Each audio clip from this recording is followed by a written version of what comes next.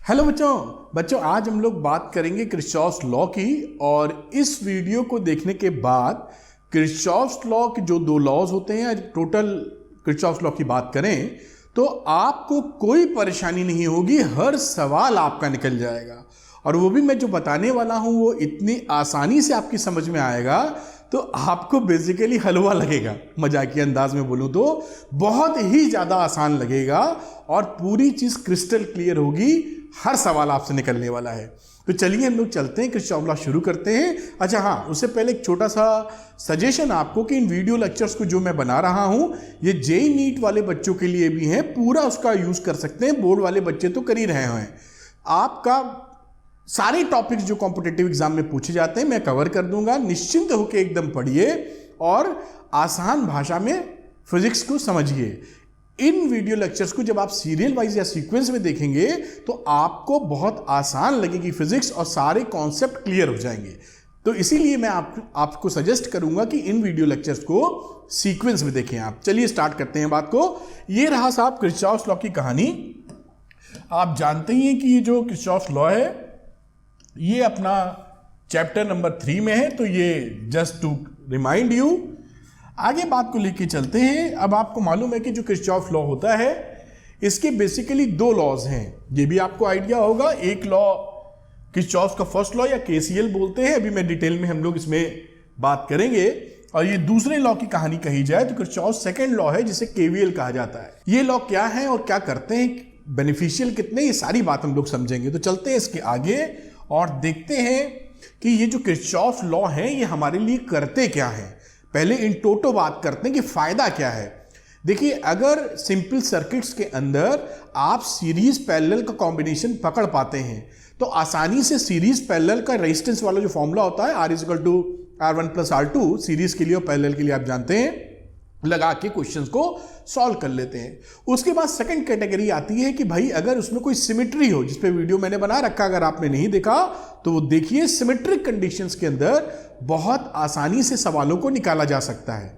अब अगर मान लीजिए सीरीज पैरेलल कॉम्बिनेशन नहीं है, सिमेट्रिसिटी नहीं है, एक कॉम्प्लेक्स सर्किट्स है। ये कैसा सर्किट आपके सामने दिखाया है मैंने जिससे आपको अंदाजा लग जाए, कॉम्प्लेक्स सर्किट है। कॉम्प्लेक्स सर्किट का मतलब जहां पे एक सेल की जगह 2, 3 सेल, 4 सेल लगे हैं, कोई रेजिस्टेंस कहां से जा रहा है, कहां कनेक्ट हो रहा है, समझ में ही नहीं आ रहा है। कहने का ये मतलब है कि आप सीरीज पैरेलल भी नहीं ढूंढ पाएंगे और इसके अंदर कोई सिमेट्रिसिटी भी नहीं है। उस दशा में आप इन सर्किट्स में कैसे आप करंट निकालेंगे, कैसे दो पॉइंट के बीच का पोटेंशियल निकालेंगे, कैसे इक्विवेलेंट रेजिस्टेंस निकालेंगे। जैसे आपको ये अंदाजा लगे कि भाई ये जो I3 करंट जा रही है इसकी वैल्यू कितनी है, तो कैसे कैलकुलेट करेंगे। अब इट इज डिफिकल्ट। या इस पॉइंट ए और इस पॉइंट ई के बीच में पोटेंशियल डिफरेंस क्या है। अगर मैं लिख दूं VAE तो VA - VE कितना है ये बताइए। तो इसके कैलकुलेशन के लिए आपको किरचॉफ लॉ बहुत ही शानदार मदद करता है। किरचॉफ लॉ बहुत ही आसान लॉ है लेकिन बहुत ही ज्यादा काम का है। मतलब आसान है लेकिन जबरदस्त है। खैर, आपको अंदाजा लग गया होगा कि किरचॉफ लॉ हमारा KL टोटल बोल देते हैं। कॉम्प्लेक्स सर्किट्स में आप किसी भी आर्म में करंट फाइंड आउट कर सकते हैं, किन्हीं दोनों पॉइंट के बीच में पोटेंशियल डिफरेंस निकाल सकते हैं, टोटल इक्विवेलेंट रेजिस्टेंस निकाल सकते हैं किसी दो पॉइंट के बीच में जहां से जहां आप जानना चाहते हैं। यानी ये बहुत काम का है। आगे चलते हैं। ये बात आपको समझ में आई होगी कि इसका यूजफुलनेस हमारे लिए क्या है। अब देखिए, यहां पर इस किरचॉफ लॉ को समझने से पहले कुछ छोटे छोटे टर्मिनोलॉजीज हैं।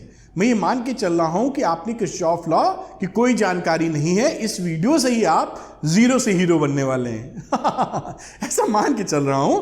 आपको अगर आता है पहले से तो बड़ी अच्छी बात है। अब इस बात को देखते हुए कुछ टर्मिनोलॉजी अगर जान ली जाए, जो भाषा यूज की जाती है किरचॉफ लॉ में, तो बहुत ही आसानी से और आसानी हो जाएगी। तो आइए चलते हैं, देख लेते हैं कि क्या क्या चीजें समझने लायक हैं। Important terms, electrical network. तो इलेक्ट्रिकल नेटवर्क जब बोलते हैं तो complicated system of electrical conductors, complicated system यानी कॉम्प्लेक्स सर्किट्स। जैसे एग्जाम्पल के तौर पे मैंने ये एक डायग्राम आपके लिए डाला है जिससे आपको जो भी बात मैं यहां बताऊं उससे कनेक्टिविटी इसकी बन जावे। तो आप समझ गए, कॉम्प्लेक्स सर्किट्स है, 2-3 सेल लगे हैं, काफी रेजिस्टेंस लगे हैं, सीरीज पैरेलल पहचान नहीं पा रहे हैं और साथ में सिमेट्रिसिटी भी नहीं समझ में आ रही है। जंक्शन की बात की जाए तो what is junction? Any point in an electrical circuit where 2 और more conductors are joint together is a junction. 2 या 2 से ज्यादा लोग जहां मिल रहे हो, लोग का मतलब कंडक्टर, उसे हम बोलते हैं जंक्शन। जैसे सर्किट में जंक्शन क्या है, तो देखिए जंक्शन ये हो गया ए, क्यों? एक तार ये, एक तार ये और एक तार ये, तो 3 तार मिल गया, आप समझ सकते हैं, तीन कंडक्टर मिल गए, तो ये जंक्शन हो गया। इस वाले को भी आप जंक्शन की तरह समझ सकते हैं कि एक तार ये है, एक तार ये है, अगर इसको कनेक्टिविटी मानते हैं तो।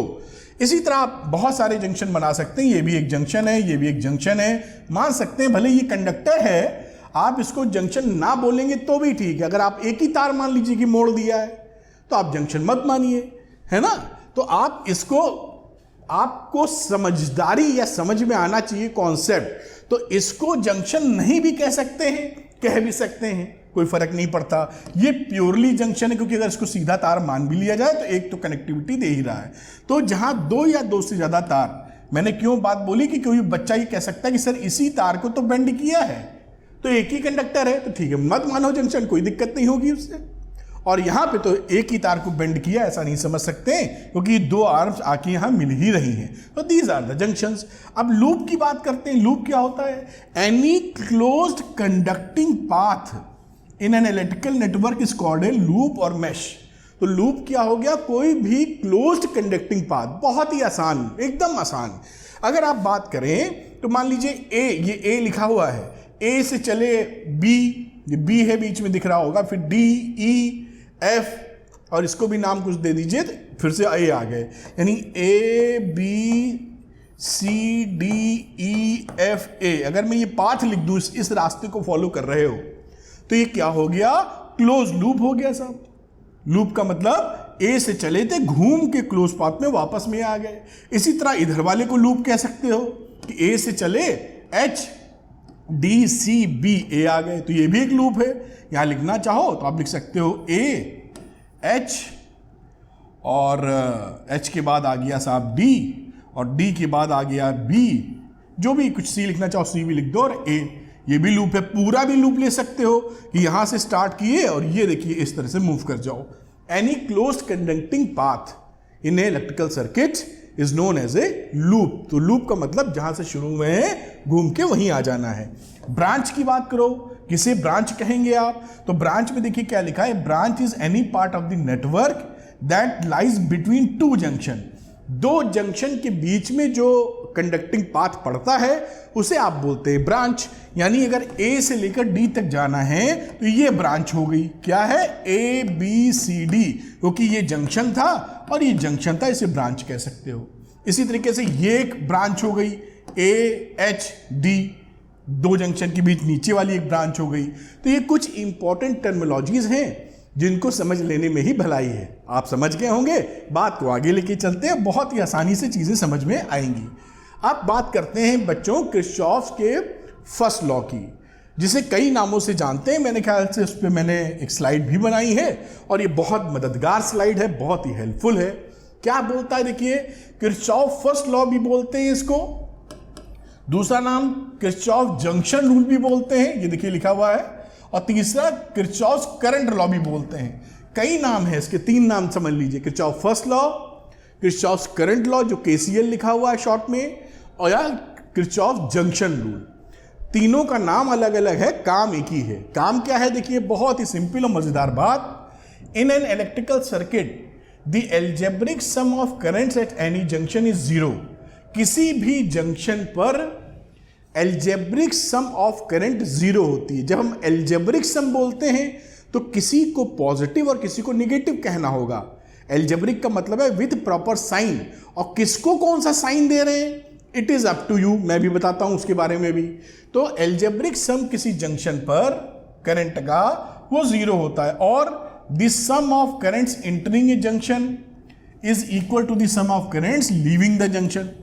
यानी इस पॉइंट की बात करूं, अगर मैं एक जंक्शन ले लूं जहां पर 2 या 2 से ज्यादा कंडक्टर मीट कर रहे हैं, मिल रहे हैं, तो आने वाली करंट I1 है, I2 है, देख रहे हैं आप इस जंक्शन की तरफ, और जाने वाली कितनी है I3 I4। तो आप सिंपली कह सकते हैं कि I1 I2 is equal to I3 plus I4। कोई परेशानी नहीं है।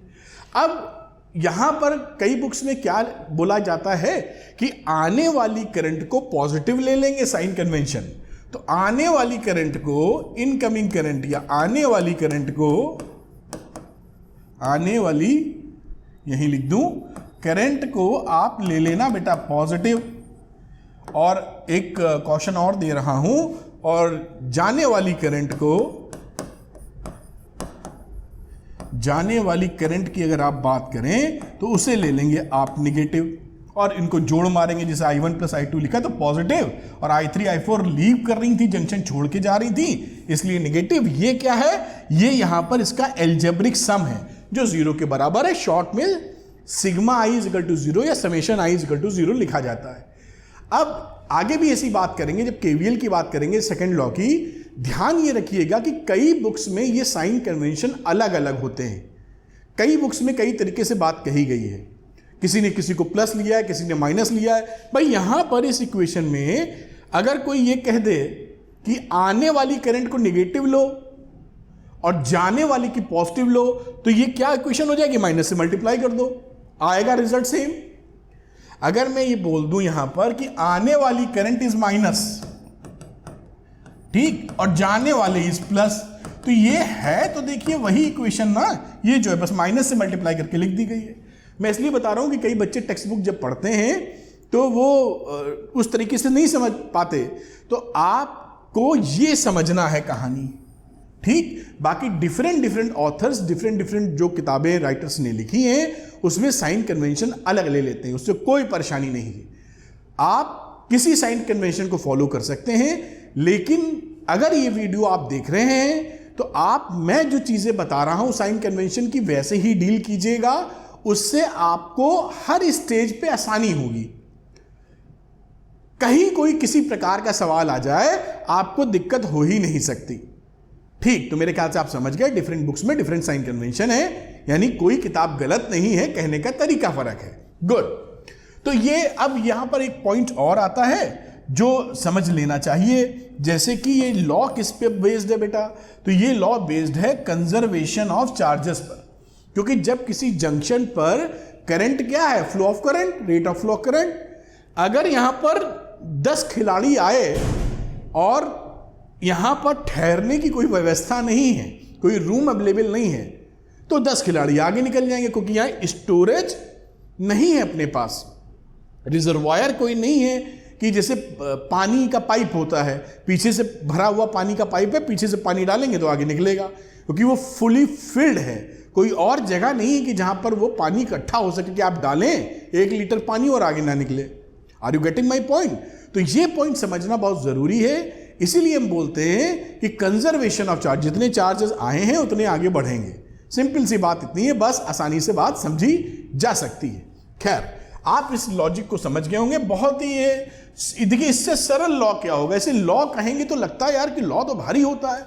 भारी नहीं, ये एकदम प्रेमी वाला लॉ है। इसको सीख लेंगे तो बड़ा बड़ा काम हो जाता है। कुछ अब इस पे मैं कुछ न्यूमेरिकल्स ले लेता हूं और देखिए कितने आसानी से करेंगे, फिर सेकंड लॉ, फिर धीरे धीरे न्यूमेरिकल्स का लेवल बढ़ जाएगा। तो चलते हैं, पकड़ते हैं हमारे न्यूमेरिकल्स को, इस लॉ को और ज्यादा बेहतर तरीके से ग्रहण करने के लिए। तो ये लॉ रहा, क्वेश्चन रहा, calculate the values of current. ये I1 लिखा हुआ है, अपने को I1, I2 और I3 की वैल्यूज पता करनी है। ये I1, I2, I3 है कहां? तो यहां पर देखिए, यहां पर ये I2 लिखा, यानी इसमें जाने वाला है I2, मैं लिख दूं जिसे आसानी से आप समझ सकें। ये रहा I3 और इसमें जाने वाला है, ये देखिए I4 इसमें, और यहां ये जा रहा है I1। तो ये कुछ मैंने चीजें बनाई हैं जो आप समझ पा रहे होंगे।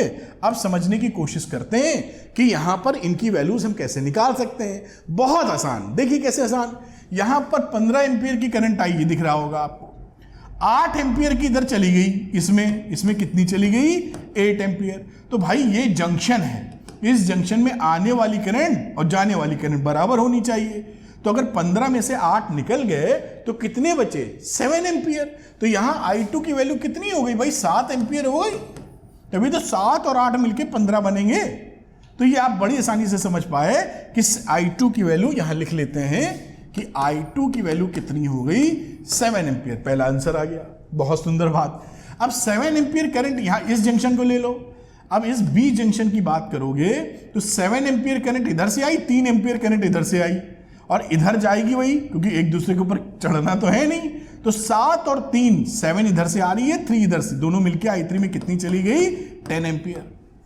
ये आप I3 को लिख सकते हैं 10 एम्पियर की करंट, बड़ी आसानी से। आप बिल्कुल बात पकड़ पा रहे होंगे। तो यहां पर 7 एम्पियर 3 एम्पियर की मिली, 10 एम्पियर आ गई। मैं थोड़ा सा कलर बदल लेता हूं और अब देखते हैं इस जंक्शन की कहानी।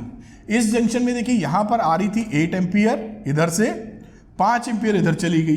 तो इसमें कितनी जाएगी भाई, आने वाली जाने वाली के बराबर होना चाहिए। निशान इन्होंने I4 लगा रखा है ऐसे, और 8 में से 5 चली गई तो 3 एम्पियर यहां गई, समझ में आ जाता है। यानी I4 की वैल्यू कितनी हो गई 3 एम्पियर की करंट।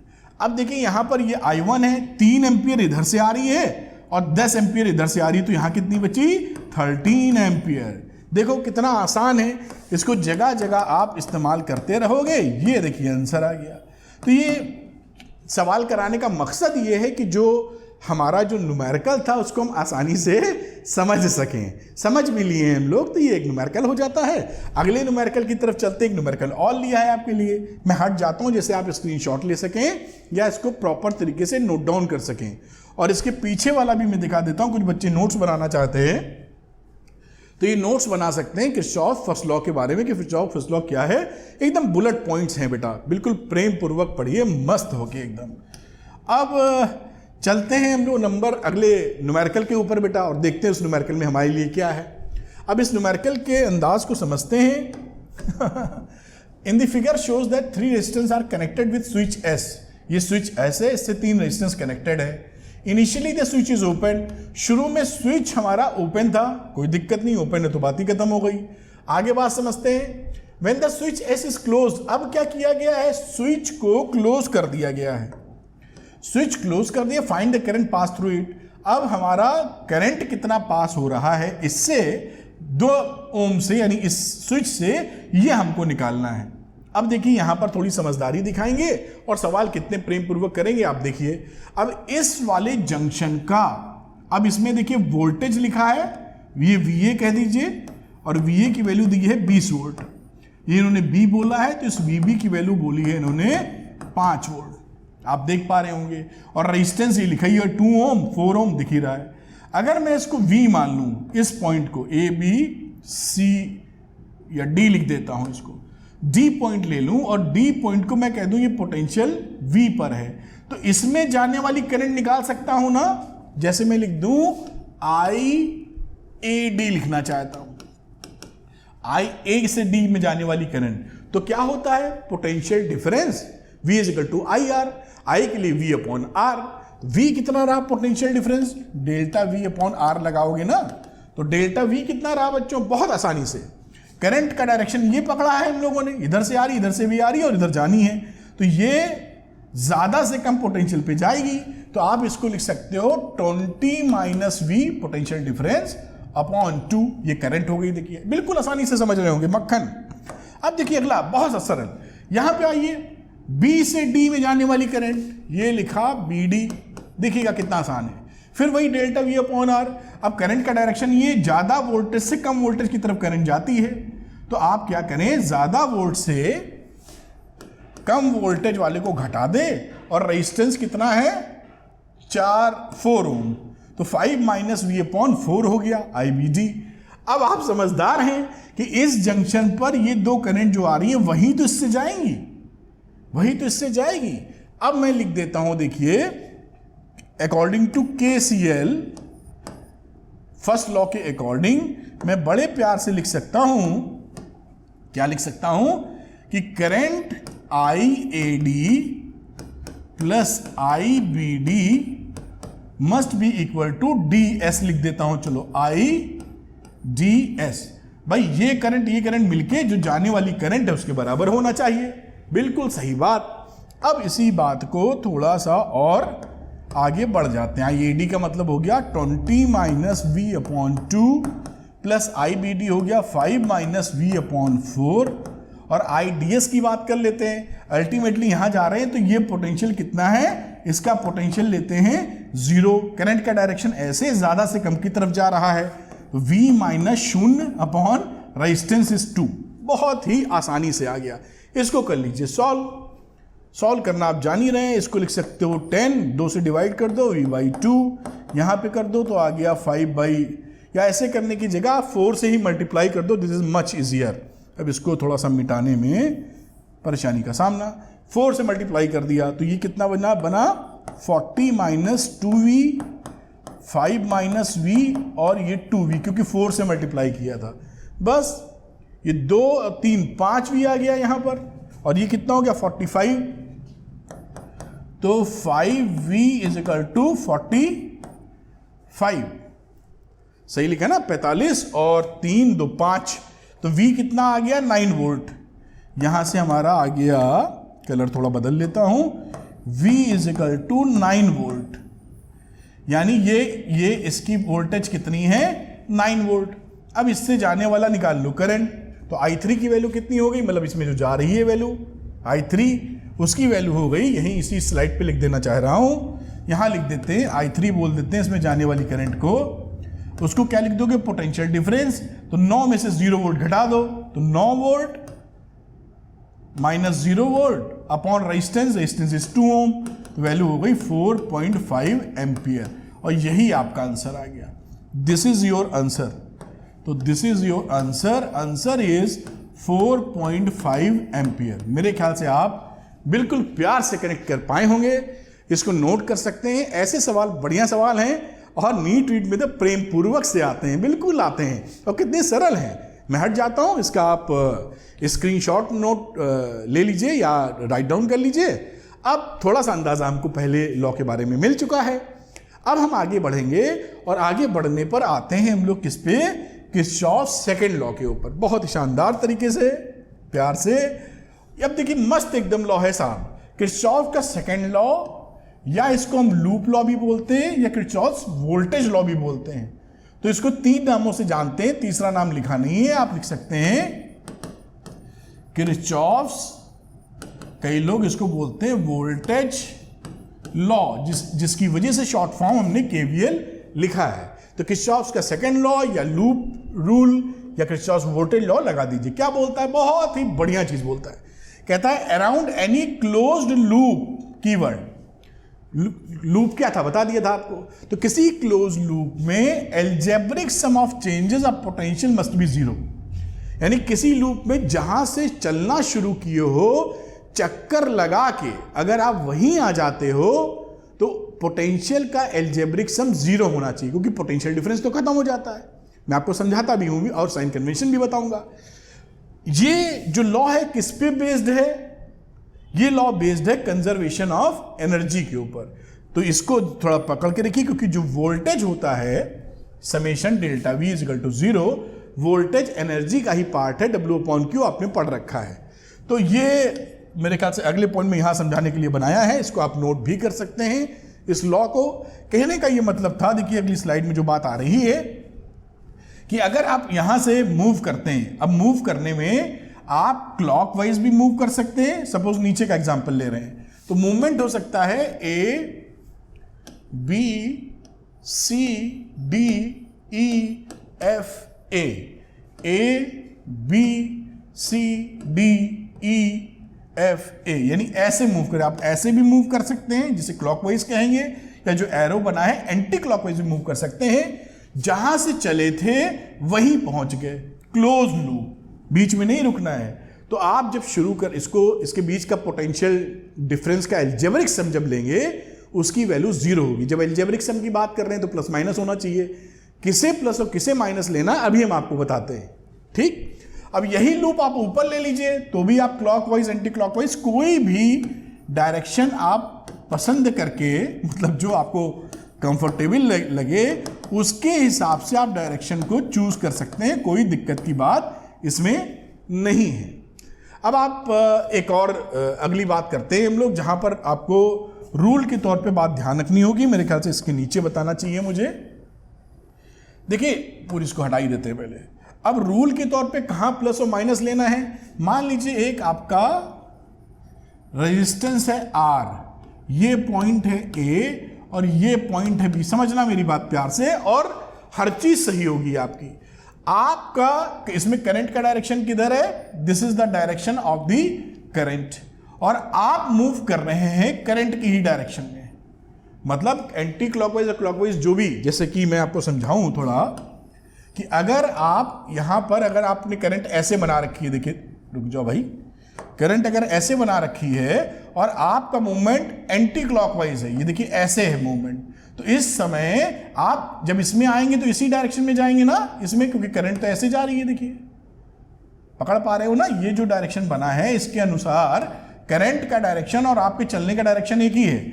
उस दशा में ऐसा अगर सिचुएशन बनता है, इस सिचुएशन की बात कर रहे हैं, तो यहां पर आप क्या लिखते हैं, अब आपको मालूम है कि यहां पर मैं बात करूंगा कि VA और अगर VB लिख दूं, तो VA से VB करंट अगर जा रही है तो उसका साफ मतलब क्या है कि VA का ज्यादा पोटेंशियल है, VB का कम है, बीच में पोटेंशियल ड्रॉप हो गया है। उसको देखते हुए आप क्या लिखते हैं, यहां पर यहां लिखेंगे VA, और VA के बाद मैं इसको थोड़ा हटाता हूं, VA के बाद आप R पे जाएंगे तो यहां पे पोटेंशियल ड्रॉप कितना है, IR, वही VA में घट के B पे पहुंचे हैं, तो यहां लिखोगे VA minus IR is equal to VB। ध्यान से देखो भाई, VA पोटेंशियल था, आगे बढ़े आप, यहां पर करंट की ही डायरेक्शन में पोटेंशियल ड्रॉप होता है ना भाई, तभी तो VB कम होगा तभी तो ये जाएगा नहीं, करंट ही नहीं जाएगी। तो यहां पर VA के बाद VB जब पहुंचेंगे तो IR पोटेंशियल गिर गया, तो गिर गया मतलब VA में IR की कमी हो गई, तो VA माइनस IR और आप पहुंच गए VB पे, बन गया खेल खत्म। अब कुछ ऐसी कहानी अगर है, ये नंबर 1 केस ले लो, नंबर 2 केस दूसरे कलर से बताते हैं। मान लीजिए ऐसे यही रेजिस्टेंस है, ये ले लेते हैं A, इसको ले लो B आप समझने के लिए, और करंट का डायरेक्शन आप इस दिशा में ले लो। अब कोई दिक्कत नहीं भाई, करंट तो कहीं से कहीं जा सकती है। आप जो मूव कर रहे हैं, आपका मूव करने का डायरेक्शन मान लीजिए इसकी विपरीत दिशा में है, समझना मेरी बात, ऐसे करंट की विपरीत दिशा में, तो क्या करोगे, A से B अगर जा रहे हो तो यहां पर लिख दोगे सेकंड केस में VA plus IR is equal to VB। बड़ी सरल सी बात है, क्योंकि यहां पर सच में तो VB ज्यादा होगा, VA कम होगा, तभी तो करंट जा रही होगी। तो अगर मैं ऐसे जा रहा हूं तो VA में IR जोड़ोगे तभी तो VB बड़ा और IA छोटा होगा, तो VA plus IR is equal to VB। और अगर आप ऐसे मूव करते इसी डायरेक्शन में, समझना ये नंबर 2 केस था जो लिखा है, इसी में नंबर 3 बनाने की कोशिश करता हूं। अगर नंबर 3 में आपका मूवमेंट इधर है, you move like this, move का मतलब आप समझ जाएंगे किधर चल रहे हैं आप। अगर इसी में ऐसे चल रहे हो आप तो फिर कोई दिक्कत नहीं है, ऐसे चलने का मतलब है कि VB से स्टार्ट कर रहे हो, तीसरी कंडीशन, तो आप लिख दोगे VB, और यहां से देखिए ड्रॉप हो गया पोटेंशियल, तो minus IR is equal to VA। दोनों कंडीशन सेम है, देखिए फर्क नहीं पड़ता, बस समझने वाली बात, इधर ले जाओगे यही मिल जाएगी। तो ये साइन कन्वेंशन यूज किए जाते हैं जहां पर करंट फ्लो होती है। करंट फ्लो होने का मतलब है करंट की डायरेक्शन को दिमाग में रखते हैं, किसी कलर से एक ब्लैक से लिख देते हैं, direction of current is important. Important का मतलब उसी हिसाब से करंट के मामले में पोटेंशियल को समझते हो। अब किसी सर्किट के अंदर, अच्छा अब इसी से देखिए क्या होता है कि किसी सर्किट में आप जाओगे, आपसे किसी 2 पॉइंट्स के बीच का पोटेंशियल अगर पूछेगा तो वो पॉइंट के बीच का पोटेंशियल इसी विधि से निकाल सकते हो, जैसे मैं यहां समझाता हूं, क्योंकि आप कुछ सर्किट बिना समझ नहीं पाएंगे। अगर मैं आपसे पूछूं कि बच्चों मुझे ये बताओ कि इस A के बीच में और इस D के बीच में पोटेंशियल डिफरेंस कितना है, तो पोटेंशियल डिफरेंस के लिए आप ये रास्ता पकड़िए या ये रास्ता पकड़िए या ये रास्ता पकड़िए, सब में पोटेंशियल डिफरेंस सेम ही आने वाला है। अगर ये रास्ता पकड़ेंगे, अब करंट देखिए, मेरी बात समझना, ये करंट का डायरेक्शन ऐसे बना रखे हो भाई, ऐसे ही बनाए फोटोग्राफ में, तो अब उस समय अगर आप आगे बढ़ते हैं तो यहां पर अगर मैं VA लिखता हूं, समझना VA के बाद करंट की ही डायरेक्शन, ऐसे चल रहे हैं, करंट की ही डायरेक्शन में बढ़ रहे हैं हम, तो क्या लिख देंगे, ड्रॉप हो जाएगा पोटेंशियल, तो -30 इंटू I1, ये क्या है, V is equal to IR, potential के लिए I into R, I1 into R को मल्टीप्लाई कर दिया, पता नहीं दिख रहा नहीं दिख रहा, थोड़ा और नीचे लेते हैं, ठीक। उस दशा में अब आगे बढ़े और कहां पहुंच गए, डी के अंदर खटाक से, अब इसको आप लिख दीजिए VD, तो पोटेंशियल डिफरेंस क्या हो गया, VA minus VD is equal to 30 I1 की वैल्यू पता चल जाए तो पोटेंशियल डिफरेंस निकल आया। यही कहानी यहां लगा भी सकते हो, यहां कई सारे मटेरियल है, it is up to you कि आप कैसे एक सरल तरीका, सरल पाथ फॉलो करते हो। यहां भी ड्रॉप लगा लगा के निकालोगे तो भी आंसर यही आएगा, इस रास्ते को फॉलो करोगे तो भी आंसर यही आएगा। अभी मैंने आपको जो रूल सिखाया है उसके अंतर्गत रेजिस्टेंस को टैकल करना आपको आया है कि रेजिस्टेंस में करंट जा रही है, आप उसी रास्ते पे तो क्या करना है, उसके विपरीत रास्ते में है तो क्या करना है। अब सवाल होता है कि अगर हमारे पास सेल रास्ते में आ जाता है, जैसे कि यहां पर सेल आया, इसमें नहीं आया तो इसमें आएगा, तो सेल में कैसे साइन कन्वेंशन को यूज करना है। और तीसरा एक और समझेंगे, कैपेसिटर अगर आ जाए, क्योंकि आपके नॉर्मल कॉम्पिटिटिव एग्जामिनेशंस में जेई नीट की बात कर रहा हूं, जेई मेंस और नीट समझ लीजिए, तो उसमें आपको कैपेसिटर भी मिलता है, और कैपेसिटर, सेल और रेजिस्टेंस को अगर आप समझ जाएंगे तो बहुत सारे क्वेश्चंस, लगभग बहुत ज़्यादा क्वेश्चंस हो जाएंगे आपसे, ठीक है। तो अब बात करते हैं, अगर रास्ते में सेल पड़ जाए तो उसमें साइन कन्वेंशन कब लेना है। तो ये पूरी कहानी किसके लिए है, ये रेजिस्टेंस के लिए। मैं ऐसे कुछ हेडिंग डाल देता हूँ जिससे ये बात पकड़ में आपके आए। रेजिस्टेंस पे पोटेंशियल ड्रॉप की बात कर रहे हैं। अब बात करते हैं, अगर रास्ते में पड़ गया सेल, इसको ऊपर ले जाते हैं, इसको ऊपर ही ले जाओ पूरा, चलो भाई। अब बात करते हैं, मान लीजिए हमारे पास सेल आ गया, ये बैटरी आ गई, सेल लिख देते हैं। सेल के केस में क्या होगा, तो सेल के केस में देखिए, इसमें डायरेक्शन ऑफ करंट माने नहीं रखती। आपको क्या पकड़ना है, जैसे ए पॉइंट है, समझिएगा मेरी बात, और ये पॉजिटिव टर्मिनल और ये नेगेटिव टर्मिनल है, ये बी पॉइंट पहुंचे, ठीक। आपका मूवमेंट इस डायरेक्शन में, you move from A to B, इसका मतलब क्या, ए से बी जा रहे हैं। ये प्लस, बड़ी वाली डंडी प्लस और छोटी वाली माइनस होती है, ये सबको मालूम है। अब इसका जो ईएमएफ है सेल का, उसको मैं ई पकड़ लेता हूं, कुछ तो होगा ईएमएफ। अब यहां इस केस में, जो केस नंबर 1 है, अब आप इस डायरेक्शन में मूव कर रहे हैं तो लिखेंगे पोटेंशियल ऑफ ए। अब इस डायरेक्शन में जब बढ़ेंगे तो नेगेटिव प्लेट की तरफ जा रहे हैं तो माइनस ई लिख दीजिएगा, और ये अब किसके बराबर हो गया, वीबी के बराबर। ये जो रूल है, या जो इससे पहले वाला रूल है, कई बुक्स में अलग अलग हो सकता है। मैं फिर से कॉशन कर रहा हूं, बच्चे घबरा जाते हैं कि सर किसी किताब में लिखा है कि निगेटिव टर्मिनल पे बढ़े तो प्लस ले लेना, तो उन्होंने इस वाली इक्वेशन को माइनस से मल्टीप्लाई कर रखा है। गलत वो नहीं है, आपको समझना होगा ये।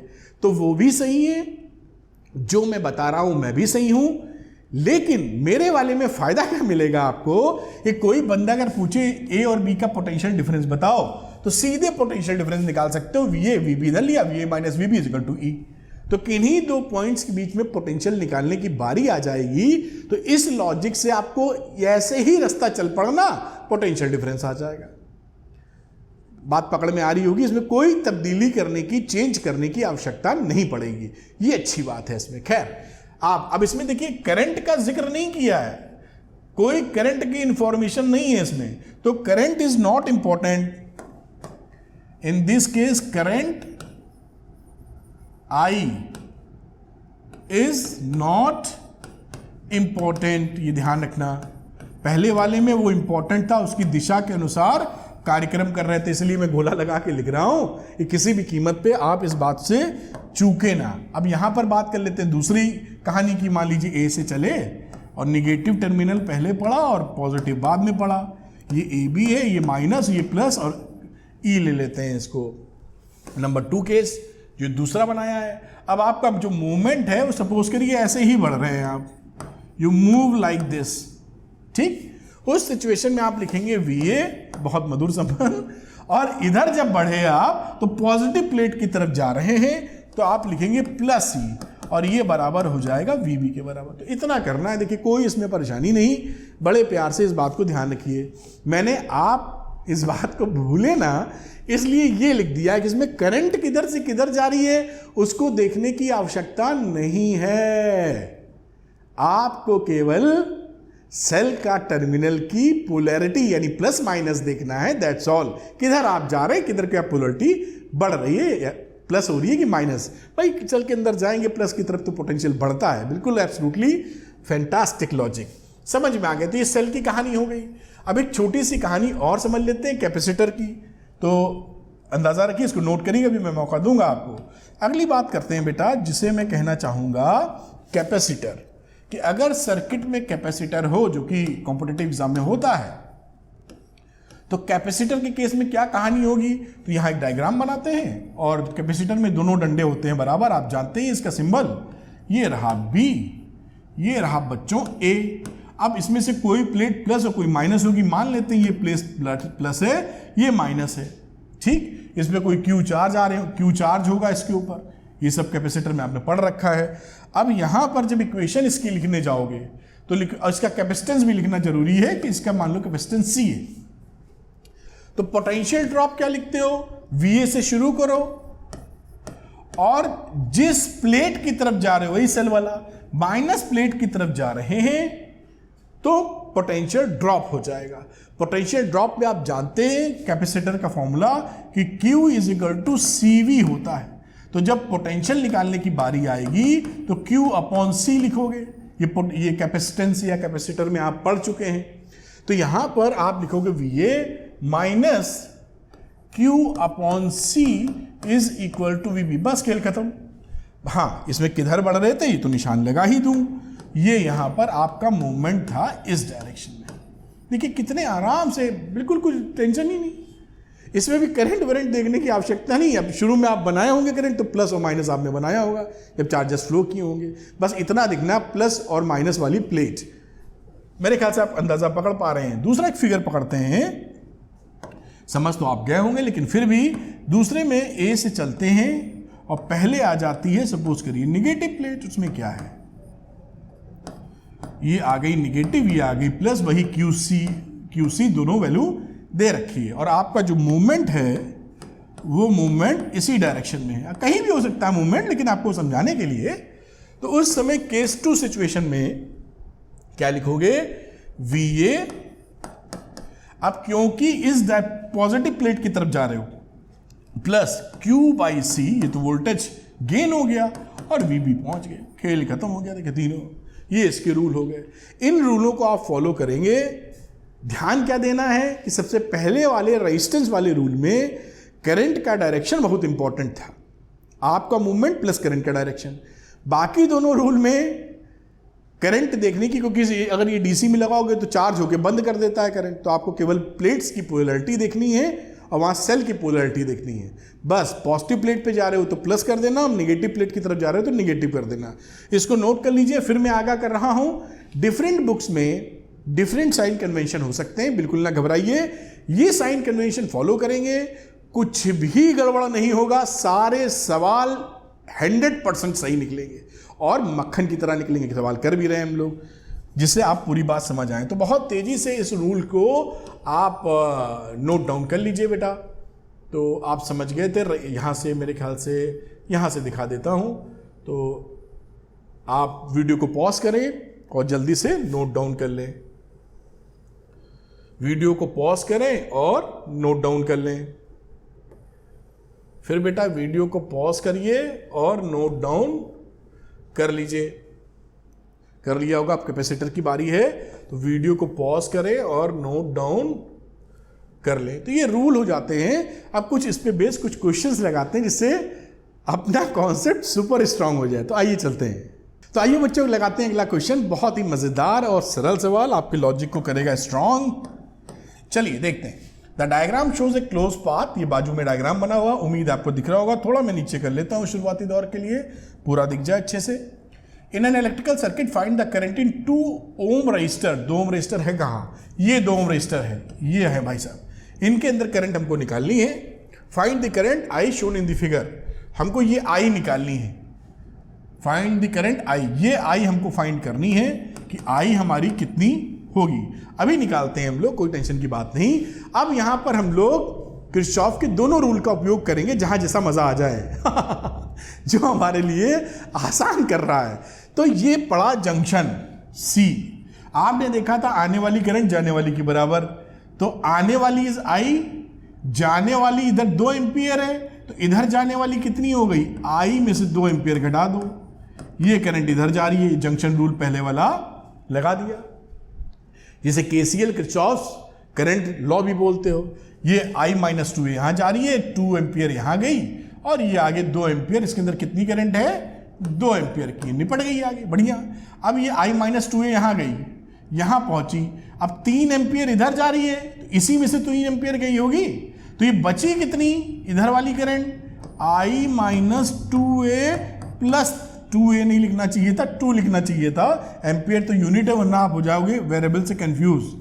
तो मैं इसको लिख देता हूं I माइनस 2 और यहां लिख देता हूं I माइनस 2 माइनस 3, यानी I माइनस 5 करंट। जब I माइनस 5 को 3 जोड़ोगे तो I माइनस 2 बचेगा, ये आने वाली और जाने वाली, देखिए आने वाली इधर ये जंक्शन है, जाने वाली 2 करंट, तो 3 और इसको जोड़ोगे तो ये करंट मिल जाएगी। हमने अभी क्या यूज किया है, केसीएल। किसका यूज किया गया है, केसीएल का भी समझा दिया आपको। ये जंक्शन लिया, ये जंक्शन लिया, ध्यान से वीडियो पॉज कर लो, नोट कर लो, और अगर आ रहा है समझ में एकदम मक्खन की तरह तो क्या बात है। पहले रूल की बेनिफिट ले लिया, अब चलते हैं हम लोग दूसरे रूल की तरफ, हम लगाएंगे केवीएल। तो we are applying, now we are applying KVL. तो केवीएल के लिए जब भी आप लगाओ, कहीं पर डिस्क्रिप्शन में एग्जाम्पल कर रहे हो, बोर्ड में कर रहे होगा, नीट और जेई में तो आपको दिखाना नहीं पड़ता स्टेप्स, वो तो जो सही गलत निकाला बढ़िया है। उस सिचुएशन में आपको लूप लिखना पड़ता है कि किस लूप में ये केवीएल लगाया जा रहा है। तो हम लोग क्या करेंगे, इसको हम ऐसे मान लेते हैं। ऐसे मानने का मतलब क्लॉकवाइज डायरेक्शन में। नाम दे दीजिए, ये था सी, ये ए है, ये बी है, ये सब नाम लिखे हुए हैं। तो हम लोग स्टार्ट करते हैं अप्लाइंग केवीएल इन लूप। कहां से शुरू किया, सी से शुरू किया, फिर ए पहुंचे, फिर बी पहुंचे और फिर सी पहुंचे, क्लोज लूप हो गया। इस लूप में हम क्या लगाने वाले हैं, केवीएल, जैसा आप देख रहे हैं। शुरू करिए आप, जैसे मैंने कहा कि हमने डायरेक्शन, इसी डायरेक्शन को पकड़ रखा जैसे लूप लिखा है। अब सी से चले आगे, तो सी में सी का कोई पोटेंशियल हमको मानना होगा, तो मैं इसको वीसी बोल देता हूं। सी पर पोटेंशियल वीसी, ये इसका पोटेंशियल। इसी तरह बाकी का आना होगा तो बाकी का लिख लेंगे। अब चलिए शुरू करते हैं लिखना। वीसी से शुरू किया लिखना। इसके बाद ये देखिए बैटरी है, 2 एम्पियर की करंट जा रही है, पॉजिटिव टर्मिनल इधर है, करंट से मतलब है नहीं, ये देखिए प्लस वाला बड़ा बना हुआ है, ये छोटा, 10 वोल्ट। तो ये पॉजिटिव की तरफ जा रहे हो ना, ये निगेटिव ऐसे जा रहे हो, देखो इसको, तो ये पॉजिटिव 10 वोल्ट प्लस हो जाएगा क्योंकि पॉजिटिव टर्मिनल की तरफ जा रहे हैं। आगे बढ़े, जिस डायरेक्शन में करंट है उसी डायरेक्शन में जा रहे हो, ये जा रहे हो ना क्लॉकवाइज, इसी डायरेक्शन में जा रहे हो, तो ड्रॉप हो जाएगा पोटेंशियल। जिस डायरेक्शन में करंट होती है रेजिस्टेंस में, उसमें पोटेंशियल ड्रॉप हो जाता है। तो आई आर, तो माइनस किया, आई कितना था 2 एम्पियर और आर कितना है 4 ओम, ड्रॉप हो गया, पहुंच गए वीए पर। अब वीए का पोटेंशियल और इधर का पोटेंशियल सेम है, घूम जाओ यहां से। अब यहां पे आ गए तो यहां पे देखिए करंट का डायरेक्शन इस डायरेक्शन में, आप उसकी विपरीत दिशा में जा रहे हो, ऐसे है ना क्लॉकवाइज, तो पोटेंशियल अप हो जाएगा। आई आर 3 × 5, तो प्लस 3 × 5 अप हो गया। अब आप बी पहुंच गए, बी पहुंचने के बाद सी की तरफ आ रहे हो, तो सी की तरफ चले तो करंट की विपरीत दिशा में चल रहे हो। जब आप विपरीत दिशा में चलते हो तो पोटेंशियल हो जाता है अप, तो प्लस I माइनस 2 × 2 और वापस कहां पहुंच गए आप, सी पर। तो देखिए मैंने ये जो भाषा लिखी है वोल्टेज के टर्म में लिखी है, वीसी वीसी कट जाता है इसलिए वैल्यू 0 हो जाती है, अलजेब्रिक सम 0 होता है, ऐसा बोलने लगते हैं। तो कभी आपको वोल्टेज पूछे कि साहब ये बी का वोल्ट, सी और बी का बताओ, तो ये गाड़ी लाके बी पे ये स्टेप नहीं लिख के यहां के बराबर वी कर देना। भाई ये तो पूरा चक्कर चलाए ना। अगर आपको पूछे कहीं किसी सवाल में, देखिए आपको समझा दूं, एकदम फंडा क्लियर हो जाएगा आपका, कि कहे कि वी सी बी बताओ, इसका मतलब है V C minus V B. तो क्या करना, वी सी से स्टार्ट करना और निपटाते हुए चाहे ये पाथ फॉलो करो, चाहिए it is up to you, जो तुम्हारे लिए फिगर्स अवेलेबल हो। यहां से चले और यहां पहुंचे, और यहां जब पहुंचे तो is equal to V B लिख देना। यानी मैं एक बार बताना चाहूंगा आपको, ये पूरी कहानी में VC लिखा, फिर आगे बढ़े 10 वोल्ट गेन हुआ, फिर आगे बढ़े 4 वोल्ट पे देखिए डाउन हुआ, फिर आगे बढ़े 5 वोल्ट पे +3 × 5 हुआ। अब ये ड्रॉप होने के बाद VB पहुंच गया, ये वैल्यू लिख दो VB, बस। अब VC में VB इधर ले लो, बस कहानी खत्म। इस वैल्यू को सारी इधर ले लो, जो हमारा आंसर हो जाएगा। तो कहीं भी किसी भी पॉइंट के बीच, 2 पॉइंट के बीच का पोटेंशियल पूछे तो लगाना यही है, बस वो क्लोज लूप नहीं होगा फिर, है ना। तो आप ये मत समझना कि जो KVL है वो KVL क्लोज लूप में ही लगेगा। अगर वो क्लोज लूप में लगाया है आपने तो वो अलजेब्रिक सम 0 होगा, वरना पोटेंशियल को हमेशा जोड़ना घटाना इसी व्यवस्था से चलाते रहिए, और किन्हीं भी 2 पॉइंट्स के बीच में मिलने वाला पोटेंशियल आप उस इक्वेशन में रख सकते हैं। चलिए, मेरे ख्याल से आपको अंदाजा लग गया होगा जो मैं बताने की कोशिश कर रहा हूं। अब VC तो इन दोनों में गया कट। आगे चलते हैं, थोड़ा यहीं करने की कोशिश करेंगे। चलो, तो ये रहा 10, ये रहा 8, ये रहा 15, ये रहा 2i - 4 = 0। अब जोड़ घटा लीजिए तो साहब 8 4 12 इसमें से घटाइए तो बचा 13। तो i की वैल्यू निगेटिव आती दिख रही है और 13/2 आती हुई दिख रही है, यानी i = -13/2 which is equal to -6.5 ampere. देखिए, -6.5 एम्पियर आने का मतलब क्या है कि जिस डायरेक्शन में करंट को दर्शाया गया है, असल में ये डायरेक्शन नहीं है, डायरेक्शन इसकी विपरीत दिशा में है ना। करंट की डायरेक्शन विपरीत दिशा में है। जब भी आप KVL लगाते हैं या कोई ऐसा पहला वाला रूल KCL लगाते हैं और करंट का डायरेक्शन आपको नहीं मालूम, तो आप किसी डायरेक्शन में करंट ले लीजिए। अगर पॉजिटिव निकल आई तो सही डायरेक्शन था, और निगेटिव निकल आई तो उसकी विपरीत दिशा में था। इतना ही फर्क पड़ता है। भाई, आपने ऐसे मानी और रिजल्ट मिल रहा है -2 एम्पियर, तो इसका मतलब है करंट ऐसे आ रही है, बस। और प्लस आ गया तो ऐसे ही जा रही, जो माना था वो सही है, बस। तो यहां पर जो माइनस आया, ये क्या दिखा रहा है कि करंट का डायरेक्शन जो इन्होंने बताया है I इधर, वो इधर नहीं है, असल में उसकी विपरीत दिशा में है। ठीक, अभी तो ये वैल्यू I निकल गई, मेरे ख्याल से आंसर ही आ गया आपका। तो 6.5 एम्पियर इज योर आंसर। यहां आंसर कहीं लिख देना चाहिए आपको, और इसको स्क्रीनशॉट ले लीजिए या इसको नोट डाउन कर लीजिए, आपके लिए काफ़ी काम का सवाल साबित हो सकता है। अब चलते हैं हम लोग अगले सवाल के ऊपर। आइए, तो अगला क्वेश्चन देखते हैं बेटा, और ये है अगला क्वेश्चन। मेरे ख्याल से पूरा आपको दिख रहा होगा, एक बार चेक कर लेते हैं। नज़र आ रहा है, टॉप पर छू रहा है। लिखा, find the potential of A shown in the circuit. इस पॉइंट का पोटेंशियल पता करना है, सबको VA बोल देंगे इसको। तो बच्चों, आगे की बात समझते हैं कि देखिए, जब भी इसको अर्थिंग कर दिए ना, जब भी किसी भी चीज को अर्थ करते हैं तो ये पॉइंट B जो है, इसका पोटेंशियल कितना है? 0। तो ये आप ध्यान रखिएगा, जब हम निकालेंगे तो उसका इस्तेमाल करेंगे। VB हमारा कितना है इस समय?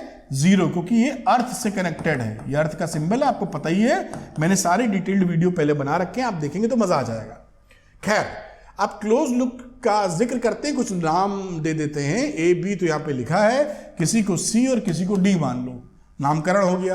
अब कहीं से करंट निकालनी है। अब देखिए, करंट निकालने में हमको नहीं पता किधर से करंट जा रही, आप किधर भी मान लो। मतलब मैं ये 40 वोल्ट की बैटरी दिख रही है, इसका पॉजिटिव टर्मिनल इधर दिख रहा है, तो मैं ऐसे करंट निकाल लेता हूं, उम्मीद सही आ जाएगा, नहीं आया तो कोई टेंशन नहीं।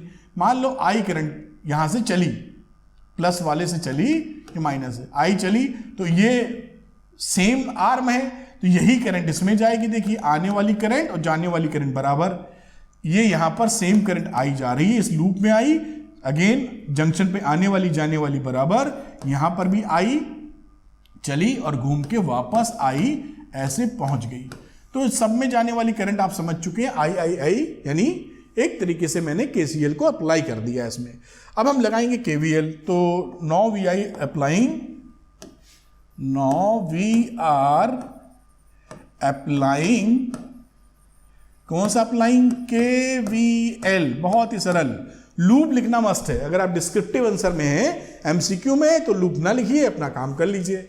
यहां पर जो मैं लूप ले रहा हूं, कैसा भी ले सकते हैं आप लूप, जिस डायरेक्शन में करंट है वैसे ही पकड़ लेता, कोई दिक्कत थोड़ी है। एंटी क्लॉकवाइज पकड़ लिया इस बार। तो हम लोग A से शुरू करेंगे, इसको कलर फर्क कर दूं जिसे आप पकड़ पाए। ए से चले हम लोग सी, फिर बी, फिर डी, फिर ए। देखिए क्लोज लूप हो गया ये, बहुत ही प्रेम पूर्वक लिख सकते हैं आप। ठीक, ए सी बी डी। अब यहां पर ए से स्टार्ट कीजिए, पोटेंशियल ड्रॉप कराते जाइए, इक्वेशन बनाते जाइए प्रेम से, एकदम मक्खन। देखिए कितना आसानी से निकलने वाला है। तो मैं यहां पर ब्लैक कलर लेता हूं और VA लिखा। VA से आगे बढ़े हम लोग, तो ये देखिए जिस डायरेक्शन में करंट है उसी डायरेक्शन में आप जा रहे हैं। उसका क्या मतलब हो गया, पोटेंशियल ड्रॉप हो गया। तो लिखोगे -3I। आगे बढ़े, पॉजिटिव टर्मिनल की तरफ जा रहे हो, +20 वोल्ट, बहुत ही आसानी से। फिर आगे बढ़े, जिस डायरेक्शन में करंट उसी डायरेक्शन में जा रहे हो, पोटेंशियल ड्रॉप, तो -5I। फिर आगे बढ़े, निगेटिव टर्मिनल की तरफ जा रहे हो, देखो तो -10 वोल्ट। फिर बी की तरफ गए, फिर आगे गए, कुछ दिक्कत नहीं, यहां रेजिस्टेंस पड़ा, जिस डायरेक्शन में करंट है उसी डायरेक्शन में मूव कर रहे हो, यानी -2I, IR होता है ना।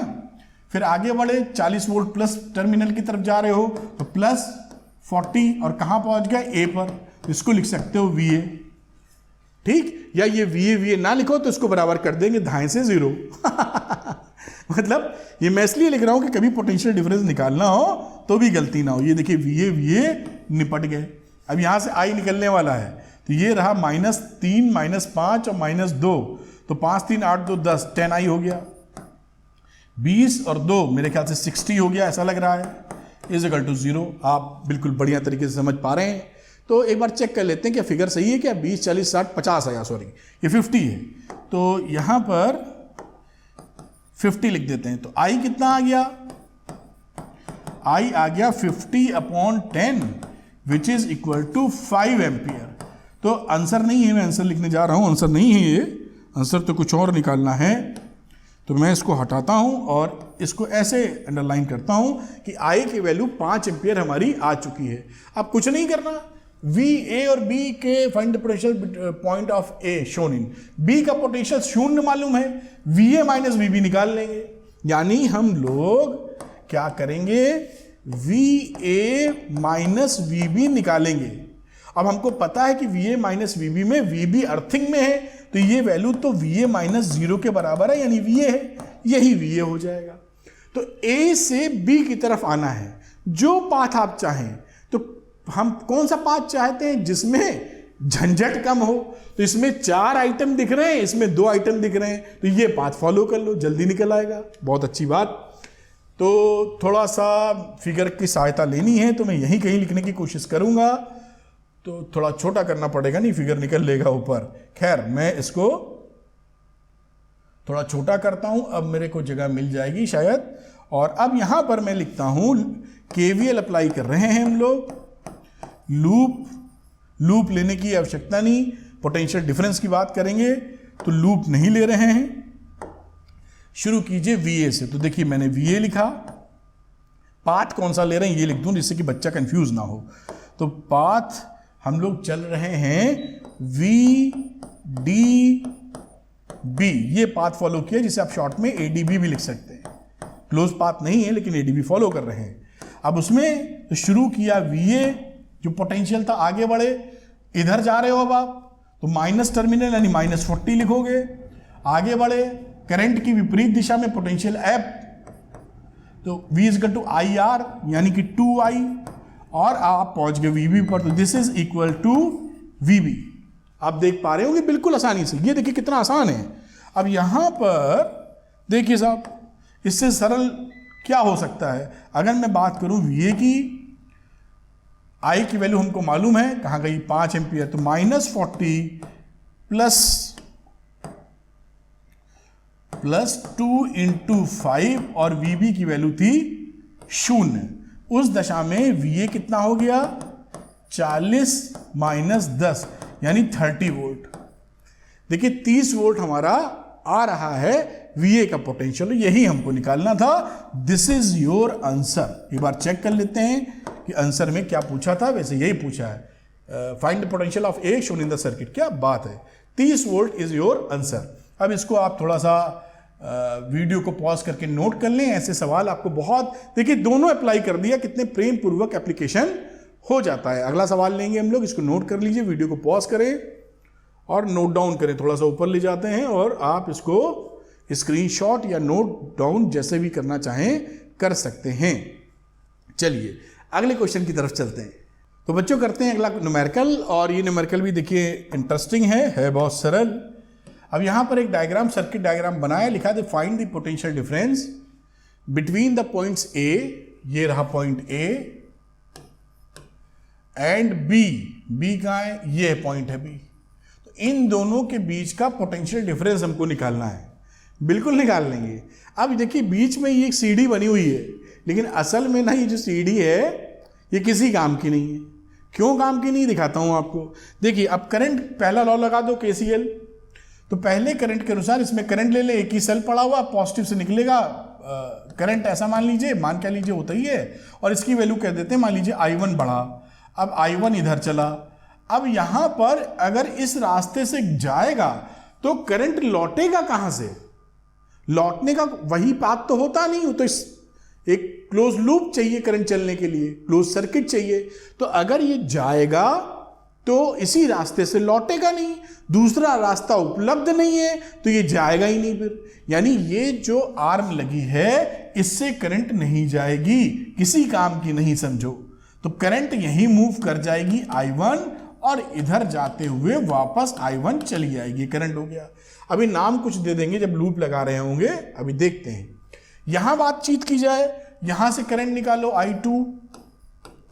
अब यहां भी वही फंडा, इधर जाएगी तो आएगी कहां से, तो अगेन करंट का डायरेक्शन ऐसे ही बना रहेगा और I2 ऐसे ही चली जाएगी। ये I2 का और I1 का डिस्ट्रीब्यूशन कर दिया।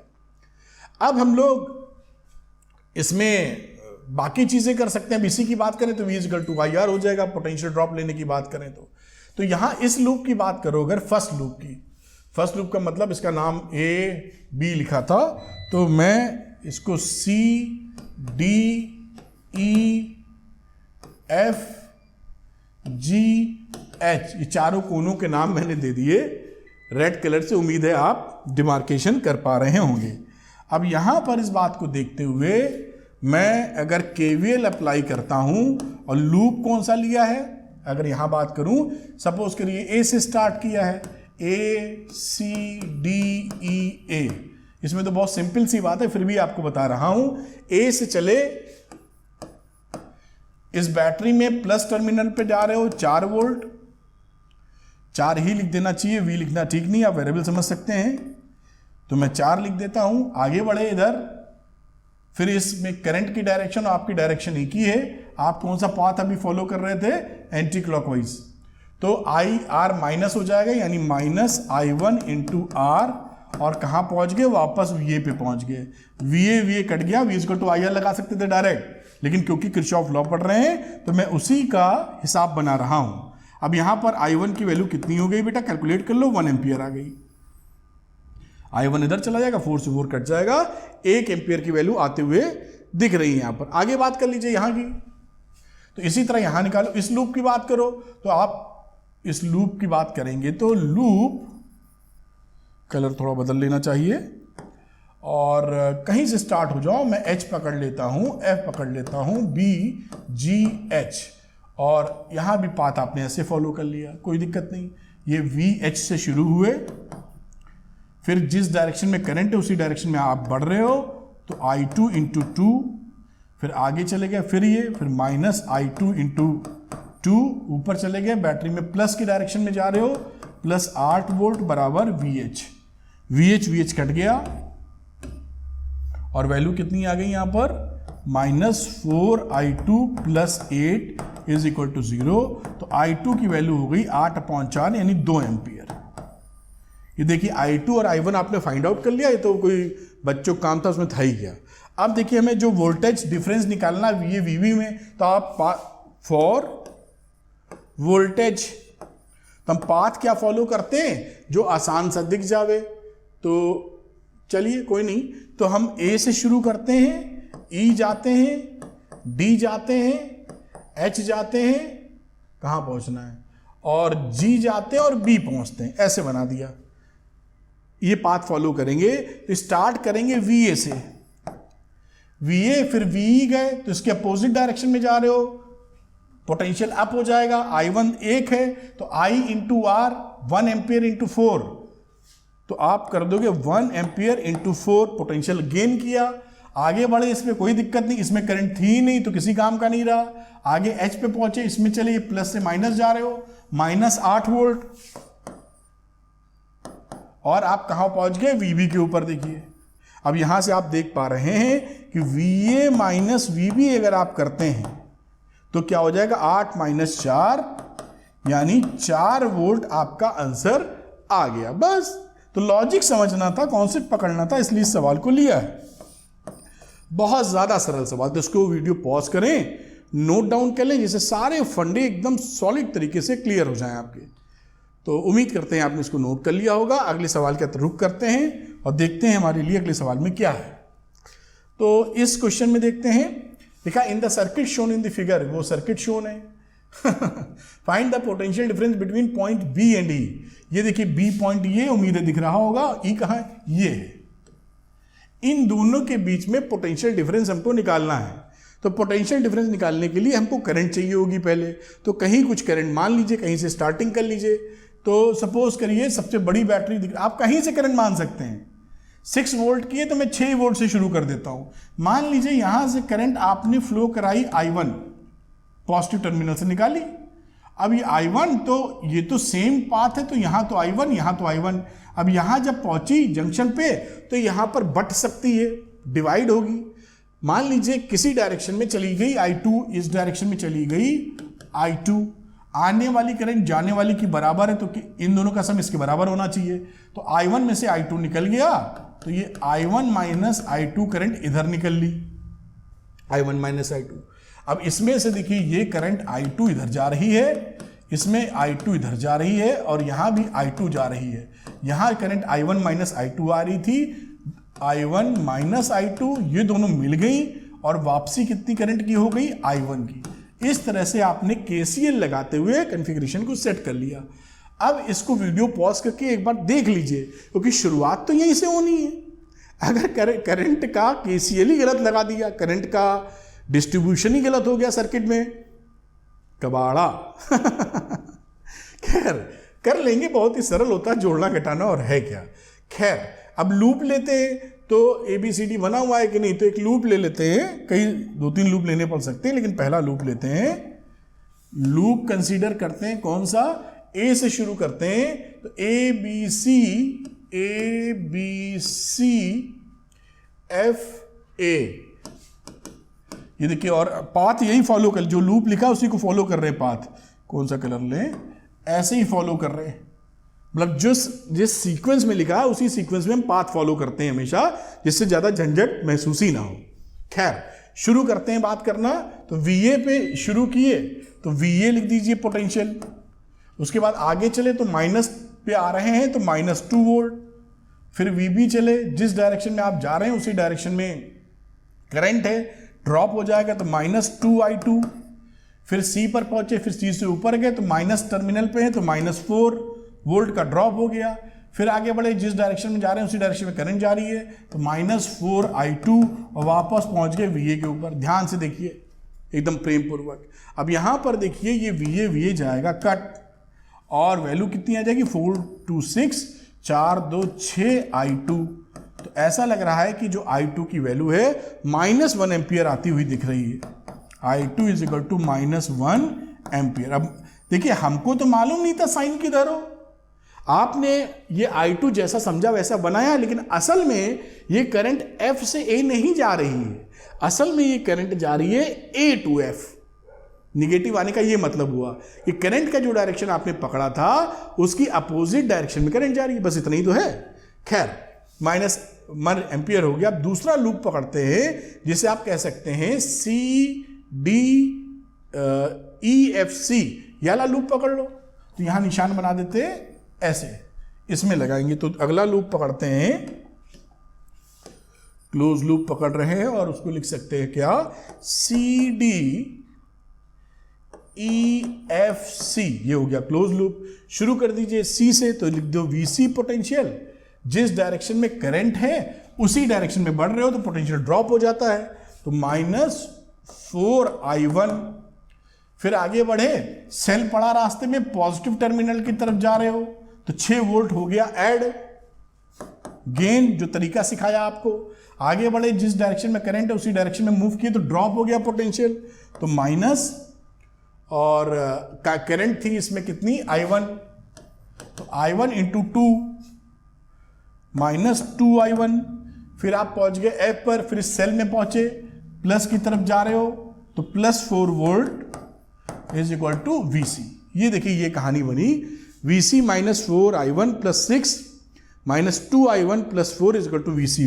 VC गया कट, और यहीं पर अगर मैं इसको निपटाना चाहूं तो 4 और 2 6 माइनस 6I1, 6 और 4 10, ये वैल्यू निकल के आ रही है। यानी I1 की जो वैल्यू है यहां पर प्लस में हो जाएगी 5/3 एम्पियर है। यानी I1 का जो डायरेक्शन है वो तो सही है, हमारा I1 का डायरेक्शन सही है जो 5/3 एम्पियर की निकाली थी। तो I1 आ गया है, I2 आ गया है, यानी करंट हम फाइंड कर चुके हैं। Potential difference B2E। अब B2E चले जाओ जहां से मन चाहे, तो B2E जाने के लिए सबसे छोटा रास्ता ढूंढ रहा हूं मैं। तो यहां भी 3 खिलाड़ी हैं, इसमें भी 3 खिलाड़ी हैं, और इसमें भी 3 खिलाड़ी हैं, कोई सब बराबर रास्ते, 3 झमेले पड़ेंगे रास्ते में, जो झमेला पकड़ो। खैर मैं आपको 1-2 झमेले का फील देके दिखाता हूं जिससे मजा आए। मुझे लगता है कि खिसका देना चाहिए इसको, जिससे मैं आसानी से लिख पाऊं। तो करंट वरेंट दिखे, बस इतना काम। अरे वाह, मजा आ गया। तो यहां पर जो पाथ चूज करते हैं, देखिए मैं B से चल रहा हूं और B से C चलता हूं, C से F और F से E, B C F E path खुद भी चूज कर सकते हैं, कोई दिक्कत नहीं। VB पकड़ा पोटेंशियल, फिर B से C आए तो करंट की डायरेक्शन में ही बढ़ रहे हैं तो पोटेंशियल ड्रॉप हो जाएगा। यानी मुझे लिखना चाहिए -2 इंटू I2, और I2 की वैल्यू यहां पर देखिए -1 एम्पियर है, तो मैं इसको -1 एम्पियर पुट करूंगा। फिर C पहुंच चुके हैं, C से F चल रहे हैं, माइनस टर्मिनल की तरफ जा रहे हैं तो -4 वोल्ट।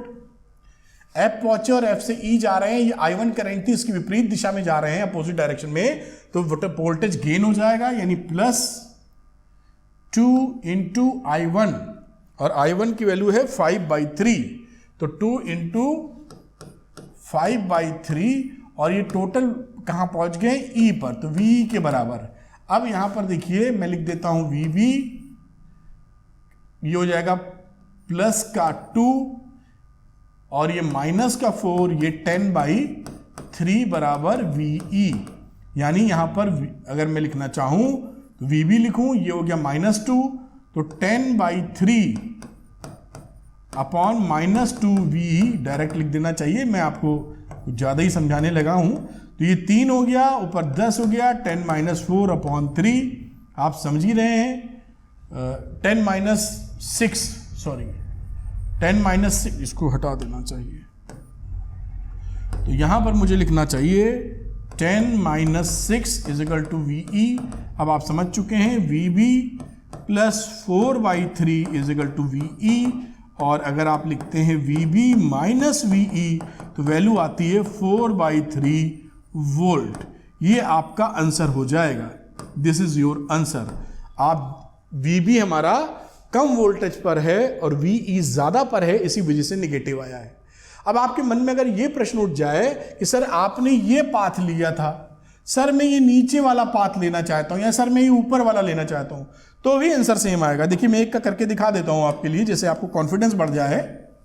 अगर मैं पाथ ले लूं, B से शुरू करूं, C जाऊं, D जाऊं और फिर E जाऊं, B C D E, तो भी आंसर यही आने वाला है। थोड़ा तेजी से करते हैं, जैसे B से स्टार्ट किए हैं, यहां पे ड्रॉप वही होगा, तो -2 इंटू -1, ये तो सेम है, तो +2 आ जाएगा।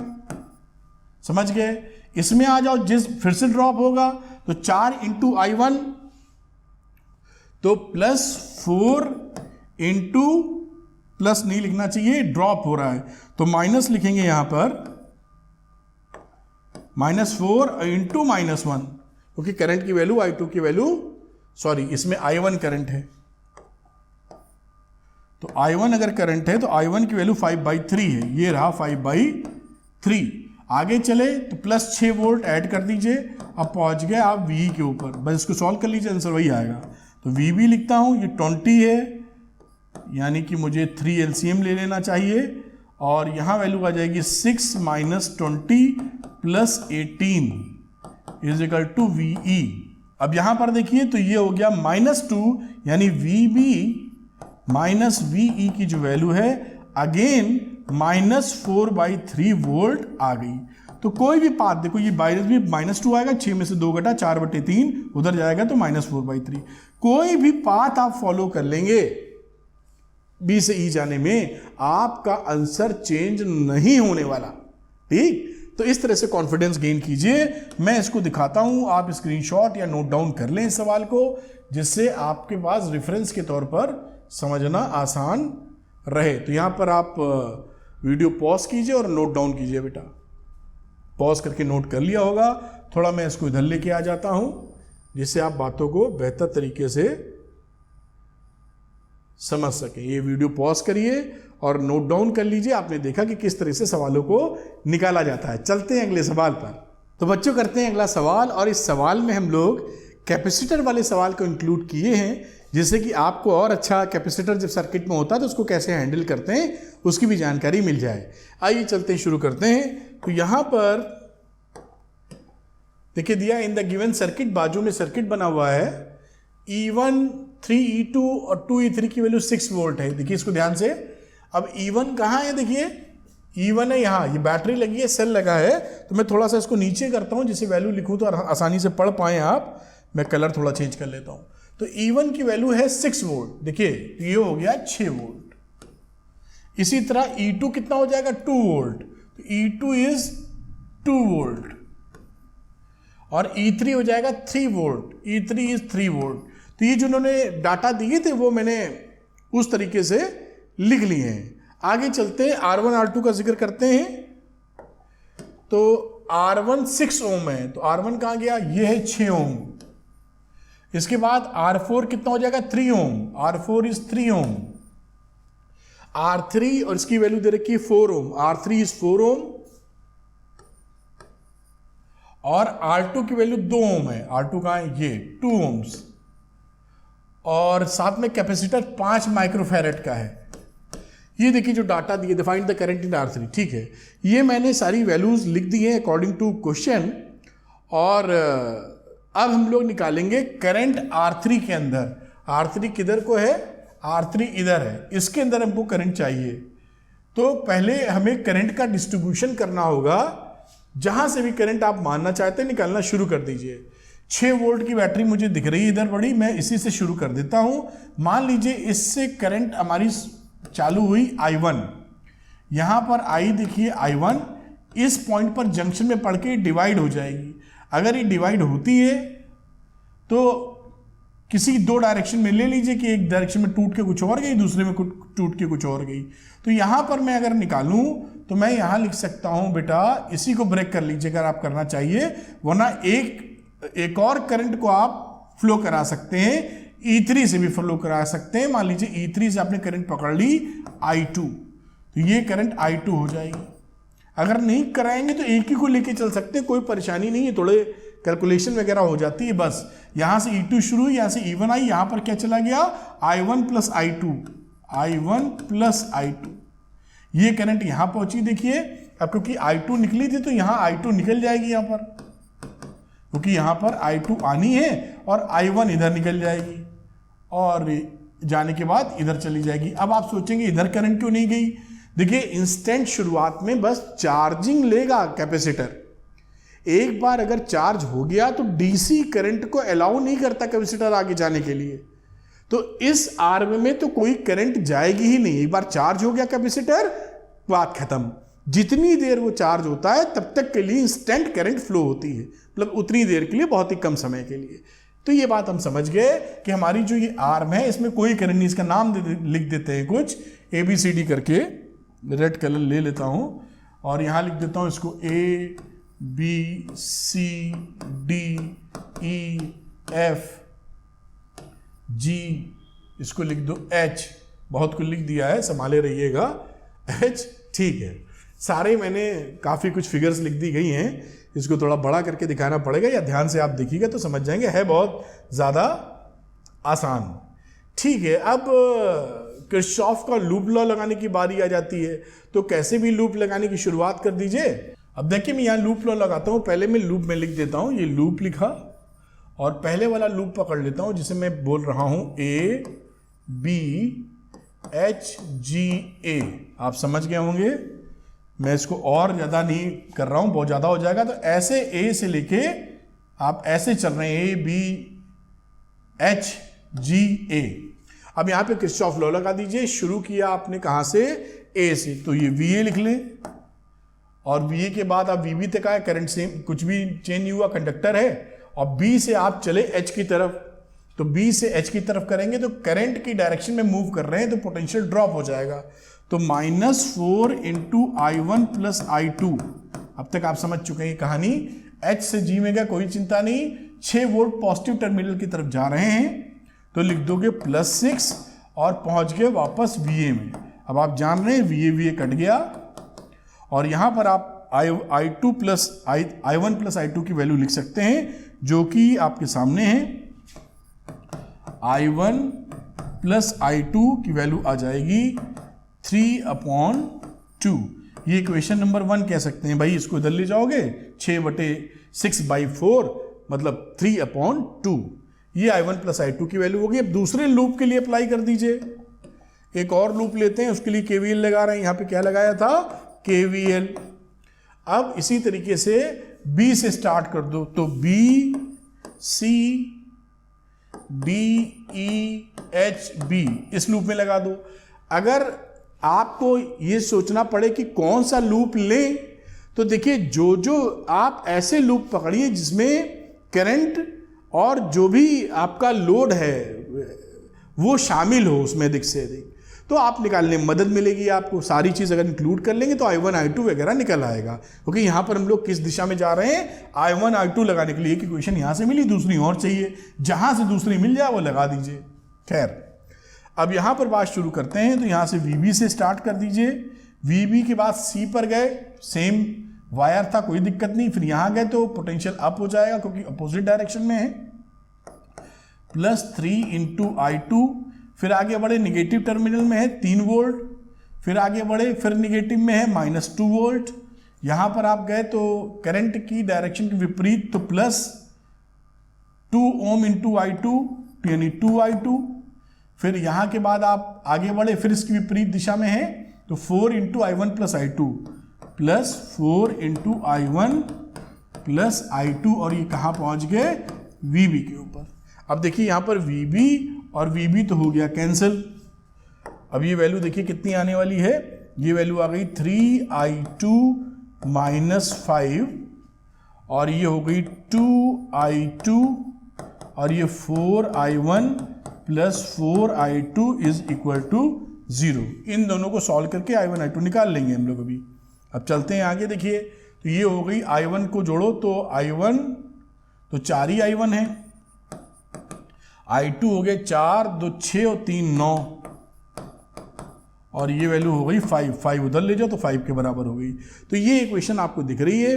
पहली वाली से इक्वेशन सॉल्व करने का प्रयास अगर करें, यानी अगर मैं यहाँ से वैल्यू निकालूं कि I1 = 3/2 माइनस I2 और इस वैल्यू को इसमें पुट कर दूं तो क्या लिख सकते हो? 4I1 की जगह हो गया 3/2 minus I2 plus 9I2 is equal to 5। ये हम लोग I2 निकालने की तरफ चले हैं और देखिए I2 कितनी आने वाली है। तो यहाँ पर 2 2 6 आ जाएगा, -4I2, 2 से काटा 6 आ गया, plus 9I2 is equal to 5। यहाँ से ये हो गया 5, -1/5 आ रही है, यानी I2 की वैल्यू हो गई -1/5 एम्पियर। ये देखिए आपने I2 को कैलकुलेट कर लिया है। अब I1 की तरफ चलते हैं। तो I1 के लिए इधर देखिए, I1 के लिए आपने लिखा 3/2 माइनस I2, यानी I2 की वैल्यू है -1/5। तो 3/2 प्लस 1/5 और एलसीएम आप ले लीजिए तो बचा कितना 10 शायद, तो 15 प्लस 2 यानी 17/10। तो हमें यहां पर I1 भी मिल गई 1.7 एम्पियर। ये देखिए I1 I2 दोनों ने निकाल लिए, ये I2 निकल आई थी, ये I1 निकल आई है। अब देखते हैं कि करंट पूछी किस में थी, देखिए R3 में। तो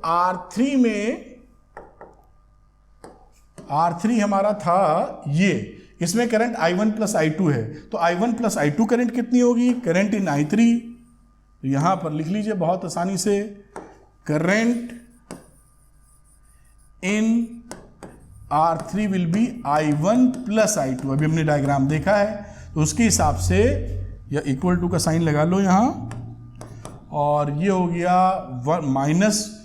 -1/5, यानी आप लिख सकते हो 0.2 और -1/5, और ये था +1.7, यानी -0.2 प्लस 1.7 यानी 1.5 एम्पियर की करंट आई। ये आपका आंसर है। ठीक है, ये तो आंसर बड़े आराम से आपने निकाल लिया। अब अगली बात उन्होंने बोला था एनर्जी की बात, देखिए वो भी निकाल लेंगे। अब एनर्जी के लिए अब इसको मैं नीचे ले आता हूं जिससे आप बातों को पकड़ पाए। Energy stored in the capacitor, तो हमें सी पता है। एनर्जी स्टोर्ड क्या होता है, हाफ CV²। आप formula energy stored in capacitor जानते हैं, हाफ CV² होता है। अगर इन दोनों प्लेट्स के बीच का पोटेंशियल डिफरेंस में निकाल लूं तो मेरा काम हो जाएगा। और ये जो प्लेट्स के बीच में पोटेंशियल डिफरेंस क्या है, जो E और F के बीच में पोटेंशियल डिफरेंस है, यानी हमको E और F के बीच का पोटेंशियल डिफरेंस निकालना है। E से चलो F पे पहुंच जाओ, जैसे कि यहीं कहीं मैं इसको स्लाइड में करके लिख देता हूं जिससे लिखने में आसानी हो। तो मैं यहां थोड़ा सा लिखे आता हूं और मैं लिखता हूं E से F जाने में रास्ता तय कर रहा हूं EHGF। तो VE, E के बाद आप H की तरफ जा रहे हैं तो -2 वोल्ट,